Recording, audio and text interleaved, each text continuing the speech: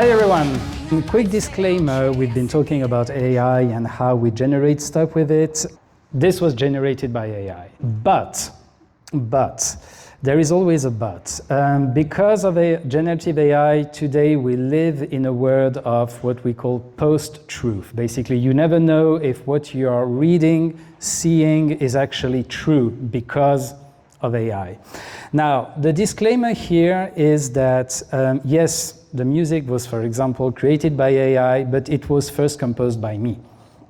And by that, I mean that the lyrics are part of my books, which I wrote with a computer, but not with ChatGPT. That's the first answer to everyone's question. Second, because I happen to be a very humble but knowledgeable musician, I did the composition myself for a lot of things, and I will get back into it later. And because I'm also alone and budgetless, basically, I couldn't get a band. So I thought, what the hell, let's create the whole thing by myself. And then came the generation of the music itself. It took a lot of time because the prompts were very, very specific, but I ended up getting what I wanted. So that's the first thing. And the message there is just to tell you that generative AI basically can be used as part of the creative process, but at the end of the day, and I will get back to that again, it is not supposed to be the end product, at least not in my book and not in my mind. Again, I will get back to this. Very quickly, just to liaise with what Ilona was saying, especially about the blockchain protection, it so happens that a few months ago, I actually registered on a service that was created by someone who's part of the fintech ecosystem in Geneva. He's not here today, so I'm not going to do too much marketing, but the solution already exists. It's local. All right, I'll just give you the name of the product, which is Your IP, which is precisely what Ilona was talking about. Now, I registered my work on a blockchain, which gives me proof of precedence. I was there first. My work is there. So it's not, and the whole manuscript actually is basically tokenized and put on the blockchain. Now, the caveat to that, and that's from I would say business/legal perspective, is that if you get further versions of your work, you will need to basically re-upload it onto the blockchain so as to keep basically your proof of precedence from a versioning perspective. That was my understanding. I'm happy to be challenged on that, but basically that's how I'm supposed to be doing it later on. Of course, I'll also protect it with the BOIP, which is the Benelux Office of Intellectual Property. It's another protection that I'm using.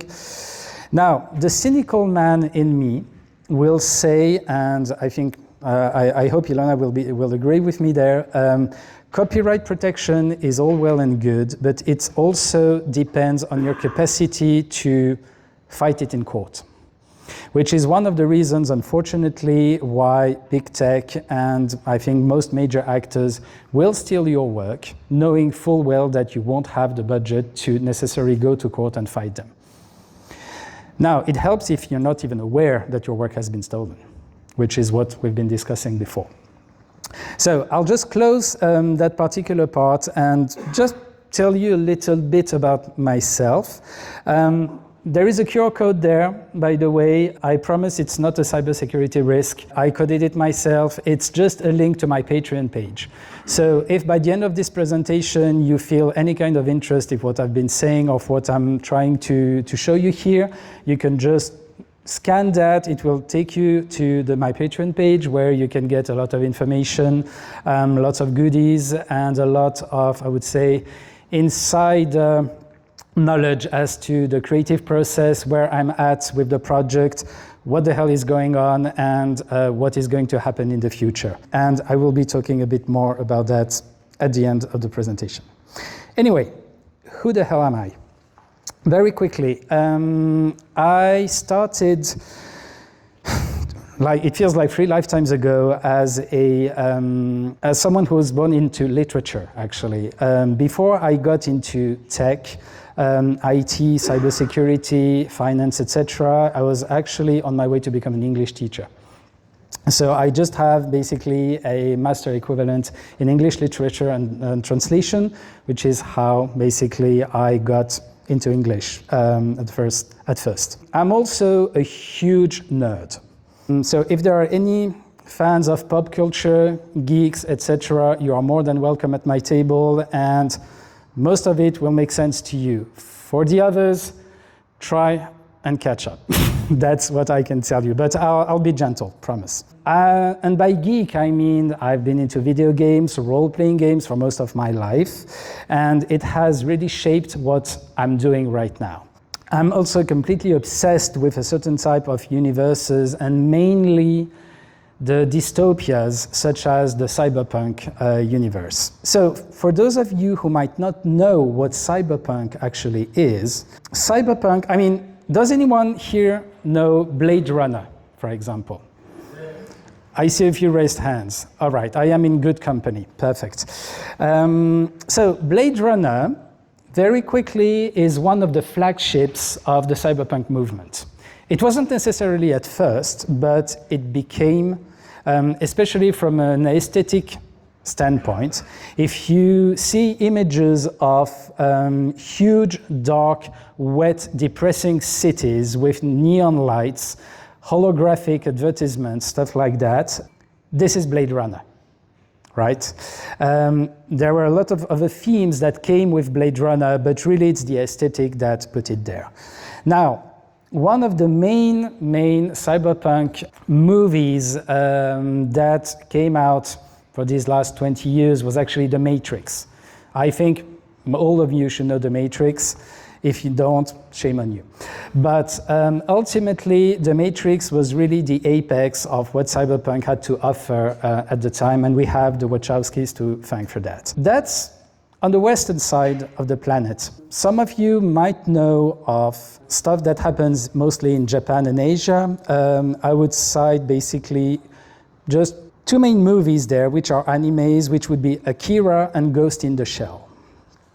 I could go on for another day or so with the whole list, but that's what you need to know to get the gist of basically where I'm going with this.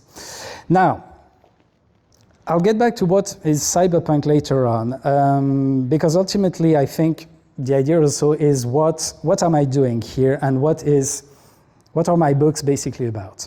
I have a subtitle for Digital Gods and Fallen Angels, which is the name of the saga, an epic cyberpunk story of love, rebellion, and sacrifice. That's basically the gist of it if you want to sum it up in one sentence. It has to do with those main aspects, which is a bit strange for the cyberpunk era as it is traditionally depicted. Now, going back a bit in history there, back to the time where the cyberpunk movement actually was born, which was in the 1980s, with authors such as Alan Gibson, Sterling, Stevenson, with books like Neuromancer and Snow Crash. I don't know if that means anything to anyone, but these are really the landmarks of what made cyberpunk what it is today. Those particular books and stories are usually leaning on a rather nihilistic approach. And by that, I mean that heroes are mostly anti-heroes who are just there to try desperately to save their own skin. That's it. That's what they are there to do. Their situation is usually stacked against a system, a society, mega corporations, what have you, that are hell-bent on crushing them. So the main message behind cyberpunk is this. It's really the system and the machine crushing the human spirit. I warned you, it's a dystopia, right? So the nihilistic approach here is basically you have to take care of the microcosm, which is you, so that you can save yourself, right? There isn't a lot of room for love in there. There isn't that much romance in these initial stories. And I thought, what the hell, let's try and do something about this. And I added basically a few love stories in there that are basically the glue that puts the whole thing together. There is another series that actually took this road. It's on Netflix. For those of you who know of the Cyberpunk 2077 video game and the anime adaptation by Studio Trigger, which is called Cyberpunk Edgerunners. If you haven't seen it, that could be a good point of entry in the genre if you're interested. There is also a very beautiful and tragic love story depicted in this merciless cyberpunk universe. And I think it was part of my influences when I started writing. Now, these are a few of my characters, by the way. Which have been created based on prompts which are really descriptions from my books and that were animated using generative AI. So enjoy. This is the first time I'm actually showing my characters publicly. So I thought that would be a little treat for you guys. I'll get back to them later, but yeah, it gives you an idea of what we can do with Gen AI, all right? Again, on the morals and the technical aspect, but mainly the morals, I chose to use a photorealistic style. Now, this can be argued that maybe, I don't know, maybe I'm splitting hairs in two here, but I try not to steal anyone's style or work. So for me, photorealistic was, I think, the most neutral style that I could go for, and it's what I wanted anyway.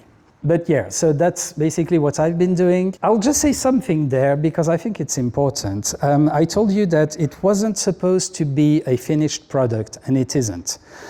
This is proof of concept. This is pre-production material. The thing is, I've been, because of my contacts in the publishing industry, the fact that my future publisher is also very much embedded in the movie and TV series business. There are talks of adaptations for what I'm doing already. And one of the reasons why I'm doing all this, besides the fact that it looks cool, is also to get a foot in the door with the industry. So it's much easier to pitch a product, to pitch a story and characters if you don't just talk about it. But if you can already show something, it helps tremendously. So what I'm trying to do here is basically create a look and feel for what I'm doing. But at the end of the day, this will never be the end product. What I'm looking for is actual human cooperation, so that I can build a story written by a human, adapted by human, to be seen, watched, and hopefully enjoyed by humans. And that, for me, is the core of the message of, in my mind, how we should be using this tool.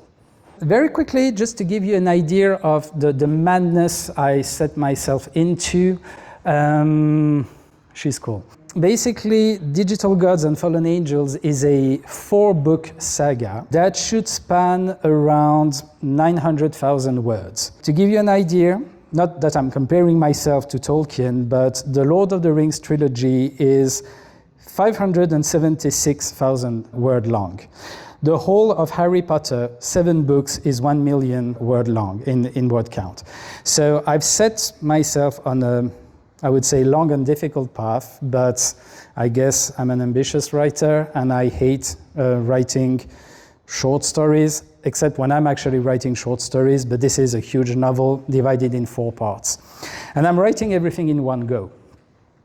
This way, I won't pull a George R.R. Martin on you guys. Basically, you will have a finished story, contrary to Game of Thrones. He will never finish it. I'll bet on it. So yeah, and besides, the idea behind that is that you have, basically when you do that, when you write the whole thing in one go, you prevent consistency issues and you allow yourself to modify something in book 1 based on something that you discovered in book 3 or 4. So it makes the story better, and you know that you can come back to it later on. If I publish book 1, that's it, it's there. So it just means that it takes forever because of the length, but at the end of the day, when I'm ready, basically I can publish 1 book per year, and basically I'll be set. So again, on the creative process, to give you an idea and to go back to actually Jean-Marc's point on the time, the human time it takes, the project was under inception around 2020. So that was 5 years ago. It started actually when I was playing Cyberpunk 2077. I was emotionally shattered by the endings of this game. The narrative structure was amazing. I loved it. I thought, I need to share this passion. I need to share those emotions with those who are close to me. So I decided to write a role-playing game campaign based on another Cyberpunk IP, and I did just that. And so my story started as a role-playing game campaign, and it actually shows in the books. For those of you who've played role-playing games, you will recognize the scenario segments and sequences from one chapter to the next, but it was made it was actually on purpose. And so, yeah, it started like that, and I realized along the way, judging by the reactions of my players and the emotions that I managed to convey, that I was onto something. And I thought, okay, let's actually do what I've been wanting to do my whole life, which is turn this into an actual story. Because I was using another IP, because I was using the Talsorian Games Cyberpunk Red, which is a role-playing game on the market, I tried to basically contact these guys, or CD Projekt Red, who owned the license to the 2077 period. And I told them, look, I have this story. I would like to do something with it. Can I basically publish under your license? One of them said no straight away, because it's not their policy.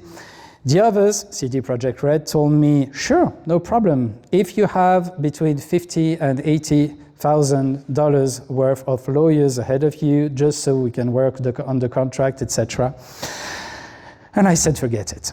So I basically turned this project into something that was 100% original, built my own universe from A to Z. I have a complete chronological timeline, basically from today to 2086, when my story takes place. I have a complete description, world building of basically the societal, economical, military, everything you can imagine in terms of the situation and where we're at in my universe. So it's very, very thorough, it's very, very complete, therefore it's very believable. So yeah, it was a huge, huge process. And right now I am almost done with book 4. I have, I think, 10 or 11 chapters left to write, which to me is both a blessing and a curse, because it's about the journey as well. But once I'm done, I will be able to go back to book 1, edit it, and have it published. So hopefully, fingers crossed, that will happen sometime next year, which is the best one can do with a 8 to 6 job, during the week as well. There is that. So anyway, that's the books. But like I said, and that's when Gen AI comes back into the mix, when you can use Gen AI, you become a one-man army. And if you have a few ideas, like I happen to have, and a few initial skills, you can think bigger than just a few books. And that leads us back to the music. One of my characters, the first one you saw with the fiery blue punk hair, right, who also was the one who sang at the beginning, is one of the main characters. Her name is Angie Nightfire. She's an orphan, hence the fancy name. Anyway, the point is, she's very important in the story, but her songs and the lyrics from her songs are also very important in the story. Basically, it's one of her songs that kicks the whole thing off. And I thought, all right, wouldn't it be cool if, on top of the books and the story itself, how about I actually released a music album based on Angie Nightfire's songs? So that when you read the book, you get to the part where you can read the lyrics, you can actually play the song itself. And part of my approach to role-playing or storytelling, etc., is about immersion. Now, not everybody might agree with me on that, because sometimes people just want to read in peace and silence. Personally, I love music. So I thought, all right, let's give this a try. So a few months later, because it takes a lot of work, I now have a 12-song music album, which has been basically generated, which has been edited, mastered, etc., which is ready to be released when I'm ready to publish book 1. And I didn't stop there, because in book 3, for example, you have a major nightclub, which happens to be a shady, fetish, cyber BDSM, something very dark, very, very naughty, very, very cyberpunk. And I thought, okay, there again, I mean, you have a specific musical atmosphere. And so I decided to create it, and that's the second album that's going to be released. I could go on, but I think we are getting out of time. So I will just finish with one thing. If any of you are interested, know that next Friday, on May the 2nd, I'll be publishing something else that I haven't told you about, which is the first of a series of short stories that are also part of the same universe. Not necessarily the same characters, but basically stories that will give you extra depth and another, approach to my universe. If you're interested, just Google me, you will see, or if you flash the QR code, basically it will be available on Patreon. And there is going to be at least 15 short stories that will be published in the year to come. So there is loads to go around. All right. On that merry note, thank you very much for your attention. Thank you for being here. All right. You've been awesome.